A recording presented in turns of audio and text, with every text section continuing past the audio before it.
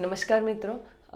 જે ministry off road and transport દ્વારા એક ડેટા રજૂ કરવામાં આવે છે કે જે દર્શાવે છે કે હર વર્ષે આશરે ભારતમાં અંદાજે 4 લાખ જેટલા લોકોની મૃત્યુ થાય છે, એ પણ અકસ્માતના કારણે. હવે અકસ્માતના કારણે એમાંથી 1,70,000 લોકો એવા છે અંદાજે કે જેનું મૃત્યુ થઈ જાય છે, રાઈટ. તો આજે હું તમારા સમક્ષ એક એવી યોજના લઈને આવી છું કે જેના કારણે એવા લોકોને લાભ મળી શકે કે જે લોકોના પરિવારમાંથી આવી રીતે અકસ્માતનો શિકાર બન્યા છે અને એમના પરિજનો ગુમાવ્યા છે. તો સૌથી પહેલાં ઘણીવાર આપણા સામે એવું થાય છે કે સરકારની ઘણી બધી સ્કીમ્સ આપણા માટે હોય છે, પણ આપણે આપણી કહી શકાય કે અવેરનેસ નથી, એના કારણે આપણે શું કહી શકાય, જાગૃતતા નથી. એના કારણે આપણે ઘણીવાર આપણને જે લાભ મળતા હોય એ પણ આપણે એનામાં ભાગીદારી યા આપણા તક એ લાભ પહોંચી શકતા નથી.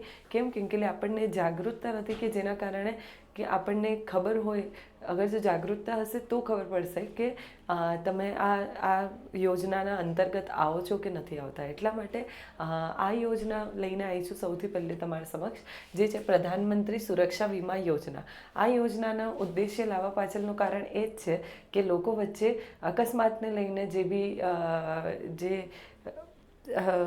ઇન્ફોર્મેશન છે એ પહોંચાડી શકાય, રાઈટ, અને અવેરનેસ ફેલાવી શકાય.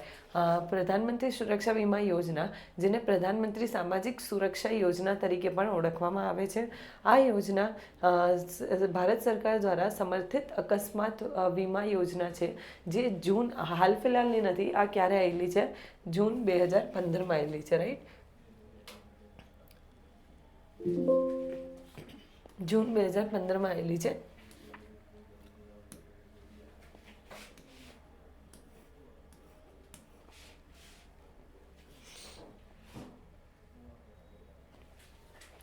જૂન 2015માં આવેલી છે. તે વ્યક્તિઓને અકસ્માત, મૃત્યુ અને અપંગતાથી શિકાર બનેલા લોકોને સસ્તું કવરેજ આપે છે. મતલબ આ કાઇન્ડ ઓફ એવી એક યોજના છે જે તમારા માટે લાઈફ ઇન્સ્યોરન્સ કહી શકાય. એ બી એક્સિડન્ટના કારણે થતા જે તમારો વીમા છે એ મળી શકે આના દ્વારા, બરાબર. હવે આનામાં અમુક લાભ માટે યાદ રાખજો કે આ યોજના એવા જે મધ્યમ વર્ગ છે યા ગરીબ વર્ગ છે યા જે વલ્નરેબલ સેક્શન કહેવાય સોસાયટીના, એ લોકોને ઉદ્દેશ્યમાં રાખીને એ લોકો માટે સરકાર દ્વારા લોન્ચ કરવામાં આવી છે, બરાબર. આ યોજના ક્યારે લોન્ચ કરવામાં આવી હતી? 2015માં કરવામાં આવી છે, બરાબર. તો એટલે જે ખેડૂત વર્ગ છે યા પછી જે મજદૂર વર્ગ છે, એ બધાને આ સહાયનો ક્યાંક ને ક્યાંક લાભ મળી રહે, એટલા માટે એ ઉદ્દેશ્યથી સરકાર દ્વારા આ લોન્ચ કરવામાં આવી છે, બરાબર. હવે જીવનના અનિશ્ચિતતાઓને રક્ષણ આપવું એનો ઉદ્દેશ્ય છે. સાદગી સાથે આર્થિક સુરક્ષાને પ્રદાન આપવું. તો યાદ રાખજો કે આ આર્થિક સુરક્ષાને મતલબ આપણી સિક્યોરિટીની વાત કરે છે કે આપણે કઈ રીતે ફાઇનાન્શિયલ સિક્યોર થઈ શકીએ, રાઈટ. સશક્તિકરણ અને મનોબળનું મૂલ્ય કરાવે છે. આ યોજનાને PM સોશિયલ સિક્યોરિટી યોજના તરીકે પણ ઓળખવામાં આવે છે. આ યોજનાને PM સોશિયલ સિક્યોરિટી યોજના તરીકે પણ ઓળખવામાં આવે છે. એટલે તમને ધ્યાન હોવું જોઈએ કે આ શું કરે છે, આપણને ક્યાંક ને ક્યાંક સામાજિક રીતે રક્ષણ આપવાનું કાર્ય કરે છે, રાઈટ.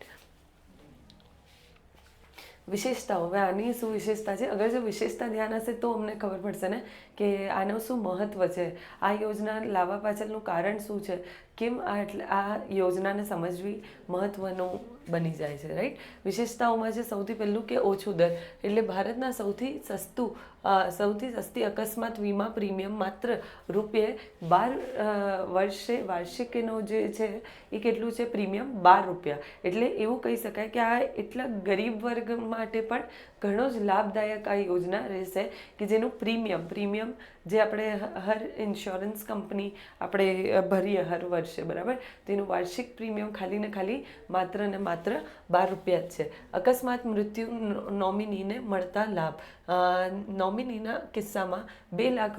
અગર જો અકસ્માત દરમિયાન તમારું જે વ્યક્તિ છે જે ગાડી ચલાવી રહ્યું હતું એનું મૃત્યુ થઈ જાય છે, તો એવા સિચ્યુએશનમાં અગર જો તમે પ્રીમિયમ ભરતા હશો ને તમે આનામાં એનરોલ કરાયેલું હશે તમારું નામ, તો તમને આના લાભ એ મળશે કે તમારા જે બી પર્સન છે જેનું મૃત્યુ થાય છે એના પછી એના જે પરિવારજનો છે તેના એ લોકો માટે 2 લાખ રૂપિયા સુધીની સહાય મળી શકશે, જેથી તેમનો જીવન ટેકો થોડાક ટાઈમ માટે સાચવી શકાય. બરાબર.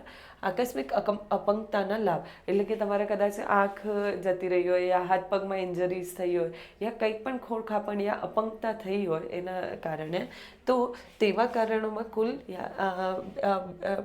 2 લાખ રકમ આપવામાં આવશે. બરાબર. આકસ્મિક અપંગતાનો લાભ.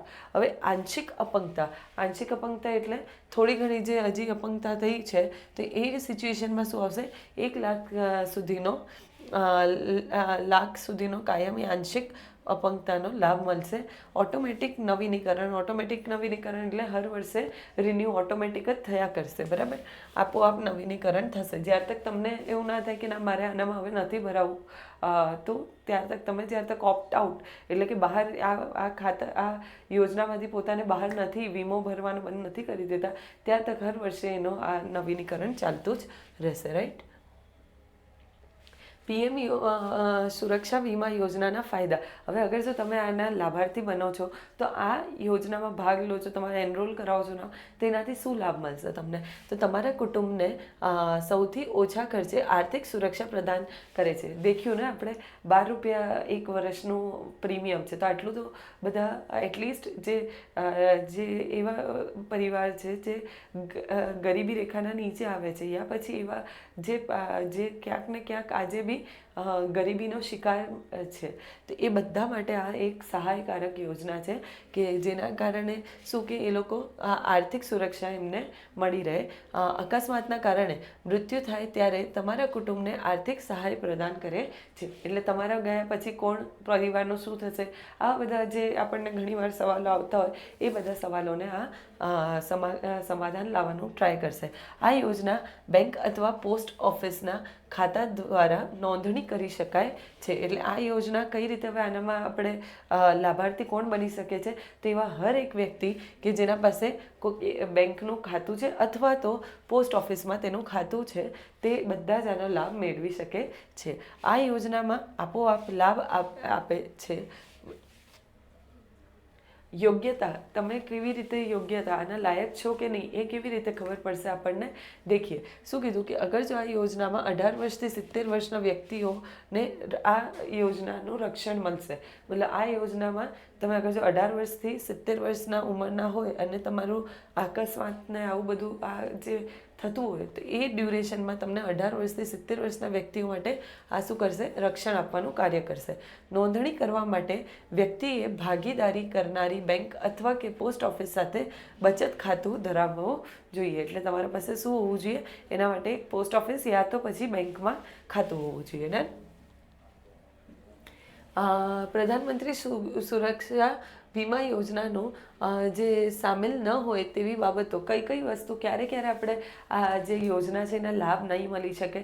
તો પહેલું કહેવામાં આવ્યું કે અગર જો કુદરતી મૃત્યુ થાય તો તમને વીમાનો લાભ નહીં મળી શકે, યા તો આત્મઘાતીની ઈજા થઈ હોય એટલે તમારા દ્વારા જાતે જ કંઈક એવા જાતે જ આત્મઘાતી જેવી રીતે આપણે કે પોતાને સેલ્ફ ઇન્જરીઝ કરવામાં આવી હોય ત્યારે આપણને લાભ નહીં મળે. બરાબર. બીજું કીધું કે યુદ્ધ અથવા તોફાનોના સંબંધિત ઘટના થઈ હોય ત્યારે તમને આ યોજનાનો લાભ નહીં મળે. અને કીધું કે પૂર્વથી રહેલી તબીબી સ્થિતિમાં આવરી લેવામાં આવતી નથી. એટલે પહેલેથી કોઈક ખોડખાપણ હોય યા પછી કોઈક પણ બીમારીથી તમે ગ્રસ્ત હોય તો પછી એવી યોજનામાં તમને આના લાભ નહીં મળી શકે. બાકી જનરલી બધી જગ્યાએ મળી શકશે. કેવી રીતે અરજી કરી શકાય? તો તમે તમારા બેંક શાખામાં જઈને નોંધણી માટે વિનંતી કરી શકો છો. બરાબર. તો તમે અગર જો જઈ બેંક અકાઉન્ટમાં ખાલી બેંકમાં જઈને તમે ત્યાંની આનાથી વધારે માહિતી તમને જોઈએ તો તમે એકવાર બેંકમાં જઈને તમે આનાથી રિલેટેડ ડિટેલ્સ લઈ શકો છો. તો ત્યાં જે બેંકના રિપ્રેઝેન્ટેટિવ એટલે જે પ્રતિનિધિત્વ છે, પ્રતિનિધિઓ, એ તમને ગાઈડ કરી શકશે આ યોજનાથી રિલેટેડ કે તમે કેટલે હદ તક તમને લાભ મળી શકે છે આ યોજનામાં અને એ બધી વસ્તુ રિલેટેડ. રાઈટ. બેંક પ્રતિનિધિ તેમને પ્રક્રિયામાં માર્ગદર્શન આપવાનું કાર્ય કરશે. છે. ઠીક છે, તો આ યોજનાથી આશા રાખું છું કે તમને લોકોને ઘણું હેલ્પફુલ થયું હશે, કે જેનાથી તમને લોકોને એ ધ્યાન આવ્યું હશે કે અગર જો આપણે પણ આ વર્ગથી બિલોંગ કરીએ છીએ તો તમે પણ આનો લાભ લઈ શકો છો અને તમારા જીવનને આર્થિક સુરક્ષા આપી શકો છો. આશા રાખું છું કે આ તમને હેલ્પ થશે. Thank you.